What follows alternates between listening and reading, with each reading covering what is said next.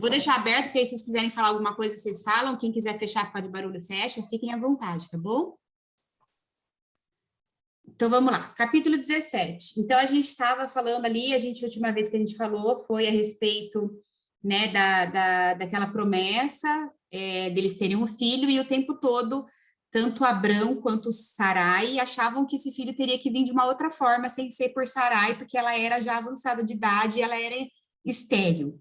E aí, no capítulo 17, diz assim: quando Abrão estava com 99 anos, o Senhor lhe apareceu e disse: eu sou o Deus Todo-Poderoso, seja fiel a mim e tenha uma vida íntegra. Farei uma aliança com você e lhe darei uma descendência incontável. Ao ouvir essas palavras, Abrão se prostrou com o rosto no chão e Deus lhe disse: esta é a minha aliança com você, farei de você o pai de numerosas nações. Além disso, mudarei seu nome, você já não será chamado Abrão, mas sim Abraão, pois será o pai de muitas nações, e eu o tornarei extremamente fértil. Seus descendentes formarão muitas nações e haverá reis entre eles. Confirmarei a minha aliança com você e seus descendentes, de geração em geração. Esta é a aliança sem fim. Serei sempre o seu Deus e o Deus de seus descendentes. Darei a você e aos seus descendentes toda a terra de Canaã, onde hoje você vive como estrangeiro. Será a prosperidade deles para sempre, e eu serei o seu Deus. Então Deus disse a Abraão: é sua responsabilidade permanente e de seus descendentes obedecer aos termos da aliança. Este é o sinal da aliança que você e seus descendentes devem guardar. Todo indivíduo de sexo masculino entre vocês deve ser circuncidado. Cortem a carne do prepúcio como sinal da aliança entre mim e vocês. Todo menino deve ser circuncidado no 8º dia depois do nascimento, de geração em geração. Isso se aplica não apenas aos membros de sua família, mas também aos servos nascidos em sua casa e aos servos estrangeiros que você comprou. Quer sejam nascidos em sua casa, quer os tenham comprado, todos devem ser circuncidados. Terão no corpo o sinal da minha aliança sem fim. O indivíduo do sexo masculino que não for circuncidado será excluído do seu povo, pois quebrou a minha aliança. Deus também disse a Abraão: quanto à sua mulher, não se chamará mais Sarai. De agora em diante, ela se chamará Sara. Eu a abençoarei e por meio dela darei a você um filho. Sim, eu a abençoarei e ela se tornará mãe de muitas nações. Haverá reis de nações entre seus descendentes. Abraão se prostrou com o rosto no chão e riu consigo. Pensou: como eu aos 100 anos poderia ser pai? E como Sara aos 90 teria um filho? Então Abraão disse a Deus: que Ismael viva sob tua bênção. Mas Deus respondeu: na verdade, Sara, sua mulher, lhe dará um filho. Você o chamará Isaque, e eu confirmarei com ele e com seus descendentes para sempre a minha aliança. Quanto a Ismael, também o abençoarei, como você pediu. Eu o tornarei extremamente fértil e multiplicarei seus descendentes. Ele será pai de 12 príncipes, e farei dele uma grande nação. Minha aliança, porém, será confirmada com Isaque, filho que Sara lhe dará por esta época no ano que vem. Quando Deus terminou de falar, retirou-se da presença de Abraão. Naquele mesmo dia, Abraão tomou Ismael, seu filho, e todos os indivíduos do sexo masculino em sua casa, tanto os nascidos ali como os comprados, e os circuncidou, removendo o prepúcio, como Deus havia ordenado. Abraão tinha 99 anos quando foi circuncidado. Ismael, seu filho, tinha 13. Ambos foram circuncidados naquele mesmo dia, junto com todos os outros homens e meninos da casa, tanto os nascidos ali como os comprados. Todos foram circuncidados com Abraão. Então, que eu achei interessante dessa parte, né? Primeiro que, de novo, né, Deus vem de novo para tentar convencer ele de que não seria de outra forma, nem com o servo lá que era o servo mais fiel dele, né, o Ezequiel, né, e nem, é isso mesmo o nome? Ezequiel? Se alguém confirma para mim, acho que é. E nem por meio de Ismael, que seria Isaac, seria filho de Sara, que ele trocou o nome, era Sarai, virou Sara, e era Abrão e virou Abraão. E eu vi alguns estudos que dizem que ele apareceu para Abraão, no dia do aniversário dele. Então, era como se fosse assim, um presente para ele, né, para poder, mais uma vez, trazer a promessa do que ele tanto queria, que era um filho nascido, né, da esposa mesmo dele. E quando ele fala que eu sou o Deus Poderoso, seja fiel a mim, ele usa uma palavra, né, uma tradução, que é El Shaddai. Essa tradução é a primeira vez que na Bíblia aparece essa tradução de El Shaddai, que significa Senhor Todo-Poderoso. Ele usa, né, na Bíblia, esse nome El Shaddai aparece em situações que realmente precisam de uma certeza, de algo que seria um milagre. Depois eu passo para vocês no grupo os lugares que estão na Bíblia que aparecem essa tradução El Shaddai, como Deus se apresentando como Todo-Poderoso. Que está lá em Gênesis, depois em Gênesis aparece várias vezes, né? Que ele está provando que ele é o Deus que tudo pode, que traz à existência aquilo que não existe. E no período pré-mosaico, né? É o nome principal de Deus, é esse El Shaddai, que é o Deus Todo-Poderoso. Todo absoluto, que pode fazer qualquer coisa e suprir qualquer necessidade.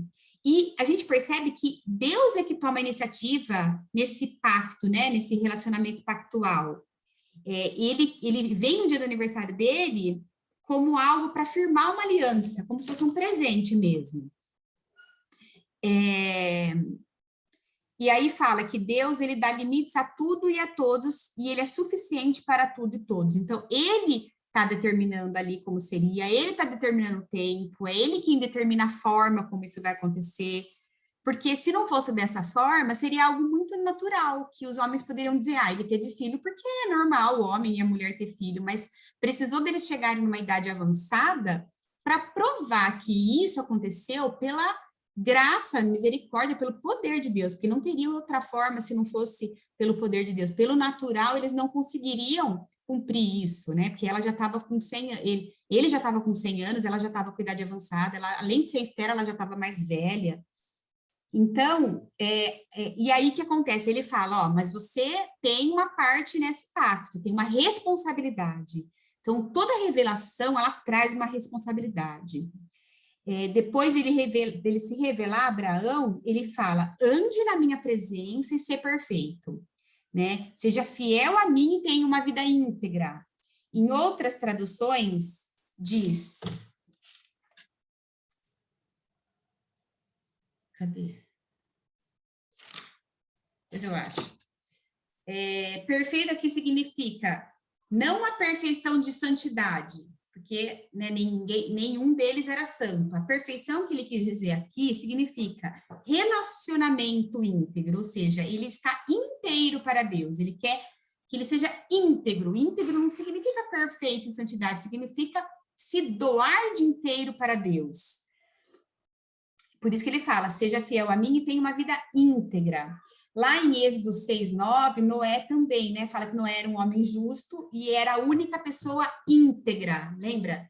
Então, aqui o íntegra também de Noé não era que ele não tinha pecado, é porque ele era totalmente voltado para Deus. Era o quê? Ele andava em comunhão, né? E além dessa responsabilidade, teve uma revelação, uma responsabilidade e teve esse relacionamento pactual. Essa expressão minha aliança é usada 8 vezes nesse capítulo e define o relacionamento de Deus com Abraão. Vamos lá.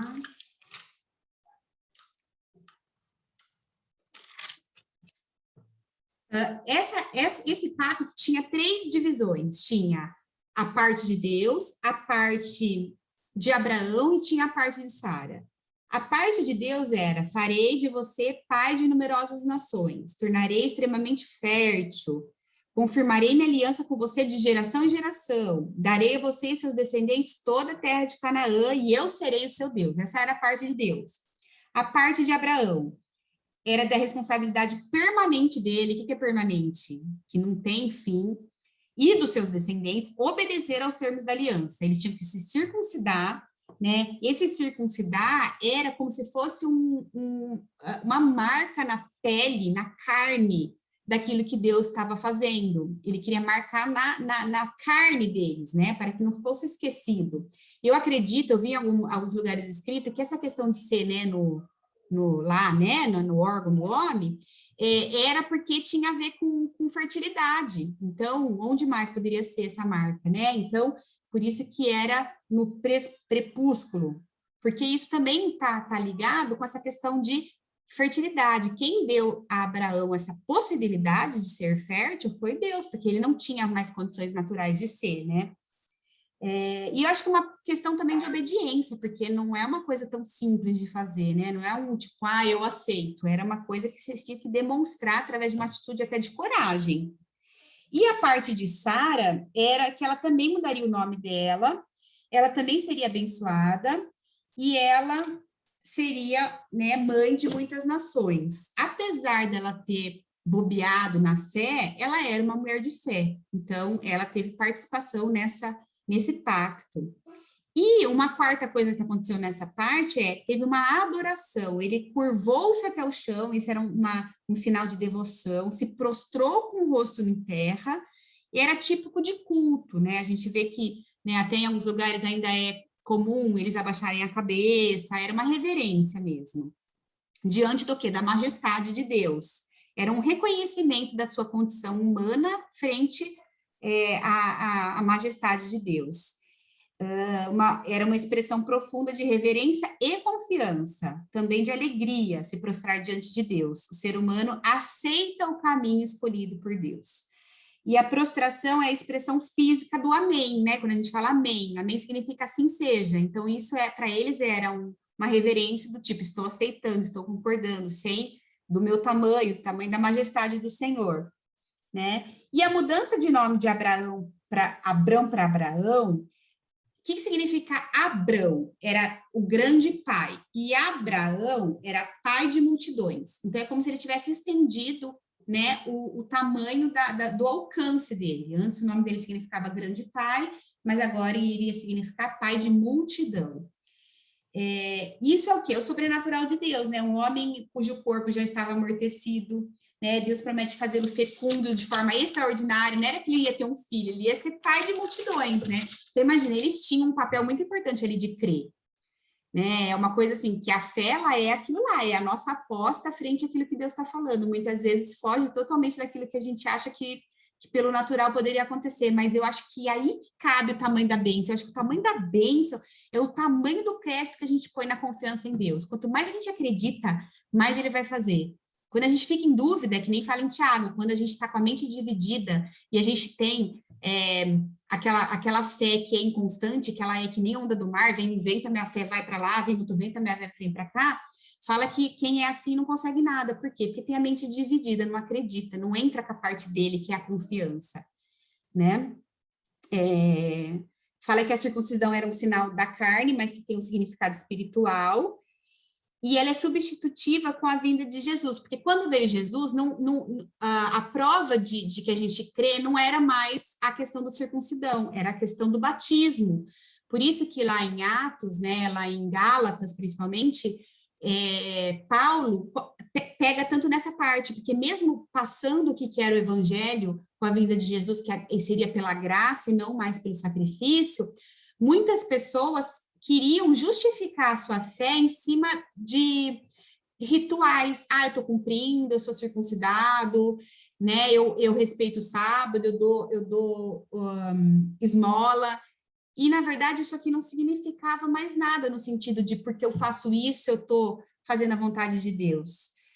O batismo era a morte da carne para um nascimento espiritual, mas a gente sabe que até uma pessoa que se arrepende em último momento, mas também não tem o batismo, ela é salva, que nem o assassino da cruz. Ele não batizou, ele não tomou ceia, mas a gente procura fazer aquilo que Deus espera de nós, porque isso faz parte de algo, uma devoção nossa mesmo, mas não que isso seja, né, condicional. Na época era um sinal de obediência, mas depois, né, que Jesus veio, a história mudou, aí entra o tempo da graça, né? Deus também muda o nome de Sara, aí fala, né, que embora ela tenha tido momentos de fraqueza, ela era uma mulher de fé. Lá em Hebreus 11:11, fala, pela fé até mesmo Sara, embora estéril e idosa, pôde ter um filho. Ela creu que Deus era fiel para cumprir a sua promessa.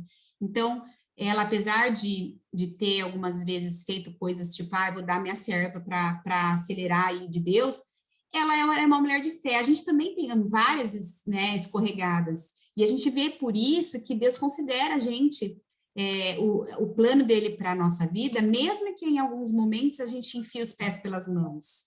Basta a gente voltar a crer e voltar, né, para confiar nele, que ele retoma ali da onde a gente parou. estava lendo hoje de manhã Josué, mostra, né, várias histórias de que Deus foi dando para Josué as instruções de como eles iam combatendo para ir conquistando, né, a terra prometida. E que teve uma hora que eles conseguiram conquistar o território, mas que ele falou, não peguem nada que for dos despojos de guerra, né, para vocês, tem que ficar para o tesouro do Senhor. E um deles lá pegou, né, e aí Deus começou a fazer com que eles perdessem as conquistas, e aí José falou, Deus, o que está acontecendo? Porque a gente saiu de lá para morrer aqui, não estou entendendo. Aí ele fala, um de vocês desobedeceu e a maldição vai cair sobre todos. E aí eles descobrem que um deles tinha, né, além de pegar o que Deus falou para não pegar, ele ainda mentiu, e por isso eles estavam sendo, saíram da bênção, mas logo depois que isso, né, foi devolvido, quem fez isso teve as suas consequências, eles voltaram, né, no caminho certo e Deus retomou com eles tudo o que ele tinha proposto, então sempre é tempo, né? Aí fala sobre Ismael, porque apesar da promessa ser para Isaac, Ismael não tinha nem que ter nascido, porque não era dos planos de Deus, por consideração, né, até o Abraão, porque o menino já tinha 13 anos, ele já tinha pego por filho, então ele pede para Deus ter consideração e Deus tem, né? Então Deus fala, não, eu escutei o teu clamor e eu vou abençoar também Ismael. Mas ele é categórico em dizer que a promessa era com o filho de Sara, que era Isaac. E o nome Isaac significa filho do riso, porque além de ser riso de um milagre, né, daquela alegria do riso, quando o anjo, nós vamos ver no próximo capítulo, que quando o anjo fala que ela que vai ter e ela ri de incredulidade. E até o anjo chama a atenção dela, mas ela mente, porque ela fica com medo, mas o nome Isaac significa riso. E Abraão também, quando recebeu, né, essa mensagem, ele também riu, né, o mesmo que aconteceu com Sara. Primeiro eles dão vazão à incredulidade, mas depois o riso é de alegria, né, pela obra sobrenatural da graça. E a gente vê até aqui que Deus é quem escolhe quem ele quer, porque se for ver pelo primogênito, poderia pensar que era Ismael, mas ele escolhe Isaac. Lá quando tem os filhos lá da descendência lá de Sem, lembra? Ele escolhe Sem. Quando tem Jacó e Esaú, que é mais para frente, ele não escolhe Esaú, que nasceu primeiro, ele escolhe Jacó. Então, ele foge daquilo que tem que ser do protocolo, ele vai atrás do coração, não importa que o outro veio primeiro. Ele vê as atitudes, né? Então, isso eu acho máximo, porque ele é um que quebra protocolo. Jesus quebrava muito protocolo, não existe um protocolo para Deus. Ele pode mudar, ele faz o que ele quer, com o que ele quer, quando ele quer, na hora que ele quer, e da forma que ele quer, né? E outra questão que a gente percebe é que ele troca os nomes, mas os nomes são muito parecidos. Abraão para Abraão, Sarai para Sara. Por quê? Ele quer mostrar que existe uma diferença neles, a partir desse momento, porém, são as mesmas pessoas, elas continuam com as características daquele que ele escolheu, com o mesmo, né, é a mesma história, ele só quis colocar algo a mais na vida deles, não mudou totalmente o nome. E a gente percebe isso com os outros, né, Saulo, que virou Paulo, ele não quer que a gente mude totalmente a nossa vida, quem eu sou, eu não preciso... Às vezes as pessoas pensam, aquela pessoa converteu, nossa, ela não tem mais nada a ver com ela. Não, nós somos as mesmas pessoas, só que a gente, né, tem algo a mais, é algo que fez a nossa, né, a gente dar uma evoluída aí, né, espiritualmente. Então, somos as mesmas pessoas, porém com aquela, né, com aquela unção do Senhor, com aquele outro olhar, mas somos as mesmas pessoas. Deus quer, Ele continua amando a gente, porque foi Ele que nos criou. Só que ele muda um pouquinho a nossa forma de ser, de pensar, de reagir, né? E aí, nós vamos para o capítulo 18, só que eu encurtei ele, porque ele já entrava em outra história já, que a gente vai ver Sodoma e Gomorra depois. Então, eu vou ler até o capítulo 15, tá? Do capítulo 18, desculpa, até o versículo 15. Gente, a minha versão é a NVT, tá? A nova versão transformadora, que é parecida com a NVI, eu gosto muito porque eu acho que ela tem uma linguagem mais atualizada. Então, capítulo 18. O Senhor apareceu novamente a Abraão junto ao bosque de carvalhos que pertencia a Mamre. Abraão estava sentado à entrada da sua tenda na hora mais quente do dia, olhando para fora, viu 3 homens em pé, próximo à tenda. Quando os viu, correu até onde estavam e lhes deu as boas-vindas, curvando-se até o chão. Abraão disse: Meu senhor, se assim desejar, pare aqui um pouco, descanse à sombra desta árvore, enquanto mando trazer água para lavar os pés. E uma vez que honraram seu servo com esta visita, prepararei uma refeição para restaurar suas forças antes que sigam viagem. Está bem, responderam eles, faça como você disse. Abraão voltou correndo para a tenda e disse a Sara: Rápido, pegue 3 medidas da melhor farinha, amasse e faça alguns pães. Em seguida, Abraão correu ao rebanho, escolheu um novilho tenro e entregou a seu servo, que o preparou rapidamente. Quando a comida estava pronta, Abraão pegou colhada, leite e carne assada e serviu aos visitantes. Enquanto comiam, Abraão permaneceu à disposição deles, à sombra das árvores. Onde está Sara, sua mulher? Perguntaram os visitantes. Está dentro da tenda, respondeu Abraão. Então um deles disse: Voltarei a visitar você por esta época no ano que vem, e sua mulher, Sara, terá um filho. Sara estava ouvindo a conversa de dentro da tenda. Abraão e Sara já eram bem velhos, e Sara tinha passado, havia muito tempo da idade de ter filhos. Por isso riu consigo e disse: Como poderia uma mulher da minha idade ter esse prazer, ainda mais quando meu senhor, meu marido, também é idoso? Então o Senhor disse a Abraão: Por que Sara riu? Porque disse: Pode uma mulher da minha idade ter um filho? Existe alguma coisa difícil demais para o Senhor? Voltarei por esta época no ano que vem e Sara terá um filho. Sara teve medo e por isso mentiu. Eu não ri. Mas ele disse: Não é verdade, você riu. Tá? Então, até aqui. Então, ele viu 3 homens. Algumas pessoas dizem, né, que era a Trindade, que era Pai, Filho e Espírito Santo. Mas, pelo próprio texto, a gente vê que fala que eram anjos do Senhor. Um deles era o Senhor, porque diz: o Senhor apareceu novamente a Abraão. Então, um deles era o próprio Deus. Só que ele estava acompanhado de 2 anjos, né? E Abraão, o que ele fez? Ele foi hospitaleiro. Ele já queria rápido preparar comida, ele queria dar descanso, ele queria receber bem, né? E depois a gente vai ver durante a Bíblia que o fato de ser hospitaleiro é um dos requisitos para a gente ser líder, por exemplo, religioso. É muito importante essa característica para o cristão, ser hospitaleiro, porque quando a gente hospeda alguém, não no sentido só de deixar alguém dormir na nossa casa, mas a gente receber alguém para falar de Deus, ir na casa de alguém para falar de Deus, ter essa vontade de servir ao próximo, é muito bem visto por Deus. Por quê? Porque é você se desfazer do seu para ir atender alguém, né? A gente sabe que a gente sai da nossa zona de conforto, né? Ajudar as pessoas nem sempre é algo que é tão fácil, dá trabalho, mas é a gente fazer para o próximo, para não pensar só na gente mesma.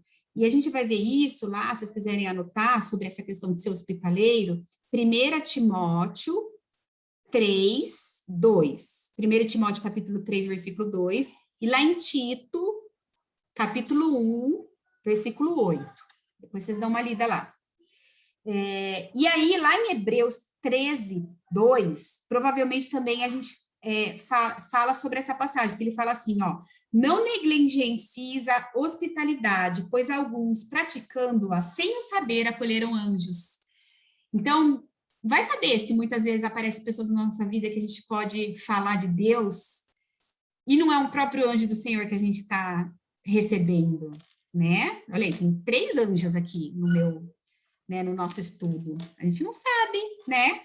Então, a gente não pode fazer distinção de pessoas, a gente tem que estar sempre, assim, com a antena ligada, esperta, para ver as pessoas que Deus coloca na nossa vida, para a gente acolher, né? Lá em Mateus 25, 35, o Senhor também retrata isso. O Senhor Jesus diz: porque tive fome, me destes de comer, tive sede, me destes de beber, era forasteiro e me hospedastes. É muito importante a gente acolher, né? Numa palavra, numa atenção, numa ligação, numa oração. E Abraão providenciou tudo imediatamente após a chegada destes homens. Ele era um homem de fé, e a fé não espera. né? Quando a gente tem uma oportunidade de agir com fé, a gente não fica deixando para depois. Ele não ia pensar, eu vou lá fazer não sei o quê, depois eu volto ver quem que é. Não, a fé não espera. Ele era um homem de fé, ele não protelou para servir ao Senhor. E ele colocou a casa inteira em ação, né? Ele colocou um para correr, para pegar não sei o quê, lá o outro para fazer o pão, e ele mesmo foi correndo buscar lá o cabrito, o carneiro, sei lá, que ele já era velho, ele podia só ter pedido para o povo, mas ele queria fazer e colocou todo mundo para fazer. É isso que a gente tem que fazer quando a gente está servindo a Deus. Tem que colocar a nossa casa, os nossos amigos, os nossos vizinhos, a gente tem que botar o povo para atender a Deus, nossos filhos, né? Às vezes o Antônio está assistindo algumas coisas na TV e eu falo, ai, mas isso aí não tá, né? Não é uma coisa que vai edificar a vida dele. Claro que eu deixo ele assistir algumas coisas, mas eu tenho que me incomodar também de saber se eu estou alimentando na vida dele algo que vai fazer com que isso também edifique. Então a gente escolhe um dia na semana, eu coloco lá o missionarinho para ele assistir um desenho. A gente tem que também se preocupar com a nossa casa, não só com né, a nossa busca. E ele faz o melhor dele, ele não pega qualquer coisa, não oferece qualquer coisa, ele dá o melhor dele. E é isso que a gente tem que fazer, a gente tem que dar o melhor do nosso tempo, o melhor da nossa vontade de aprender, né? O nosso melhor para Deus é o que melhor a gente pode fazer pela nossa vida, quando a gente dá prioridade para aquele que deve ser o primeiro, né? E ele, aqui fala, né, que eu notei que ele mobilizou sua casa inteira para os hóspedes, pediu para a Sara fazer o pão, e o tempo todo ele incentivando, né, falando, vai aqui, faz isso, faz aquilo. E ele é humilde, apesar dele dar o melhor, ele não chega para eles e fala, olha, tá aqui a melhor refeição, esse aqui é o meu melhor cabrito, esse aqui é o meu melhor pão. Não, ele serve e ele fica do lado em pé, só esperando para ver se eles vão precisar de alguma coisa, de uma forma humilde, né? E ele chama a si mesmo de servo. E ele diz quanto ao banquete, trata-se apenas de um bocado de pão, ele não quis dar ênfase naquilo que ele tinha, né? Humildemente colocou toda essa provisão diante dos seus hóspedes e permaneceu de pé a eles enquanto comiam. Depois que terminar a refeição, o Senhor revela a Abraão o propósito da sua visita, que eles tinham vindo para renovar mais uma vez a promessa da Sara. Sara estava na tenda. De acordo com o costume das mulheres da época, quando tinha algum visitante, as mulheres tinham que ficar na tenda, elas não podiam estar presentes. E eles trouxeram essa promessa, dizendo que certamente eles voltariam daqui a um ano, deram o prazo, né? E o corpo dela, que já estava, né, velho, amortecido, Deus, como se ele fizesse uma ressurreição aí para trazer Isaac ao mundo. E a reação dela foi rir, porque no íntimo dela, ela não conseguia acreditar que ela, sendo velha, ela podia dar um filho. E inicialmente ela teve essa reação de rir, né, porque ela não acreditava, ela achava totalmente impossível ela ser mãe. E o Senhor pergunta por que ela ri. Então, o Senhor conhece os nossos sentimentos mais profundos, até aqueles que a gente, às vezes, quer esconder, né? E ele fala nessa declaração, acaso para o Senhor a coisa de mais difícil? Ele não precisava ter dito isso, mas isso ficou para a gente, né? Para a gente poder hoje ver que para Deus não tem nada que é impossível. E em outras versões diz, existe alguma coisa difícil demais para o Senhor? E em vista dessa declaração, ele mostra a onipotência dele, né? Ele pode todas as coisas, ele mostra a onisciência, ele sabia o que ela estava sentindo, por que ela riu. E a onipresença, porque ele não estava na tenda com ela. Então, aqui ele mostra os 3 atributos dele, né? E ela negou, porque ela ficou com medo. E ele diz, né? Não é verdade, você riu. Então, o medo concebeu a mentira. Muitas vezes, por medo, a gente mente. Então, a mentira nunca é o melhor caminho. Tudo tem uma forma de ser falada, mas a mentira nunca é o melhor caminho. E aqui fala, né, que Deus, você vê, Deus, ele, por momento nenhum na história, a Bíblia disfarça os pecados dos heróis. Porque quer mostrar pra gente que são pessoas como nós.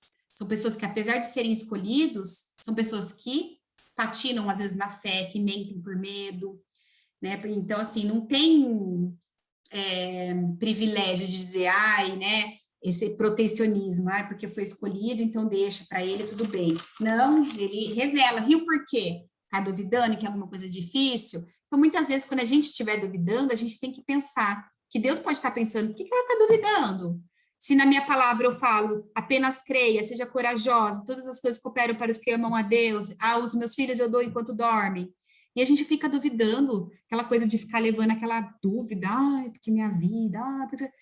Tudo bem, se a gente tiver medo, é um sentimento que está escrito, por isso que ele fala não temos, porque ele sabia que a gente ia ter medo. O medo, ele faz parte da defesa. Se a gente não tiver medo, a gente sai na rua e morre atropelado. Mas ele fala, não tenha medo, apenas creia. E a gente tem que se apoderar das promessas e fazer com que elas possam ser úteis na prática.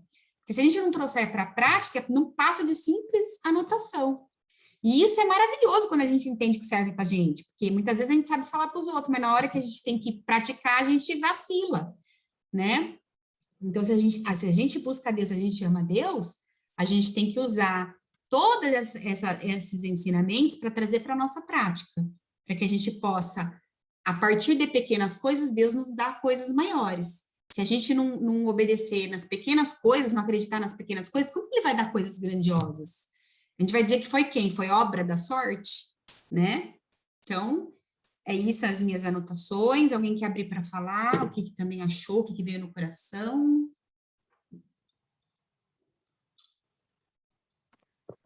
Eu queria falar, mas eu não sei se vai dar.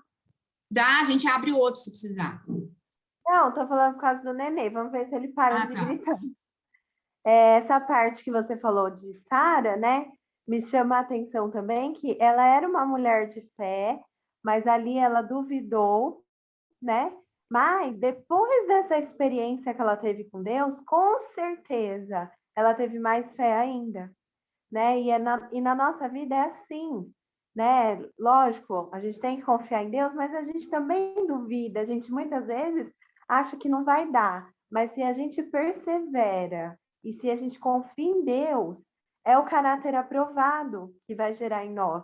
Depois que a gente passar dessa experiência, né, que Deus nos coloca mesmo para provar a nossa fé, depois que a gente passar por ela, a nossa fé é fortalecida.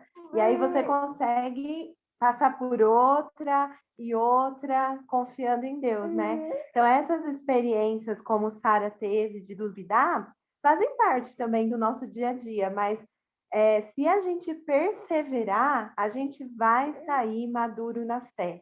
A nossa fé vai gerar em nós um caráter aprovado, né? Então, essa parte me chamou muita atenção. E a parte da dor, né? Que eu tinha colocado até no pequeno grupo, que me chamou a atenção, que é quando a gente tem esse sentimento de dor, algum desconforto na nossa vida, a gente corre para Deus e a gente entende que é o sobrenatural dele que vai nos livrar e não os nossos próprios recursos, né? Então essa parte me chamou muita atenção, porque a dor ela tem uma função muito benéfica na nossa vida, né? Na vida do cristão, porque ali quando Deus firma a aliança, eles sentiram a dor na carne dessa aliança que eles estavam fazendo com o Senhor, né? E muitas vezes aquilo que Deus tem para a gente precisa abrir mão e renunciar à nossa carne, né? No Novo Testamento vai dizer que aquele que não renunciar e pegar a sua cruz não é digno de caminhar com Jesus. Então, essa parte que me chamou muita atenção. Muito bom, amiga, é isso mesmo. E até porque, se imagina, para eles era uma coisa tão difícil, né? É a mesma coisa que virar hoje e falar assim, seu marido vai engravidar. Não tem jeito, a natureza não permite, e eles tiveram que acreditar. E às vezes a gente, por muito menos, com uma coisa tão fácil para a gente de acontecer, a gente não acredita, né? Quem mais? Quer falar, Lu? Jana? Vou falar então rapidinho. Que da outra vez caiu, deixa eu ver quanto tá minha bateria. Ainda tem. Então, continuando, que ainda continua falando, né? Que nem até o que a Tá comentou, né? A gente está vivendo isso na prática, na questão aqui da venda da nossa casa, né? Então, como tá? Tá num processo, né? Deixa eu parar a gravação, porque vai ficar um negócio meio pessoal, peraí. Tranquilo.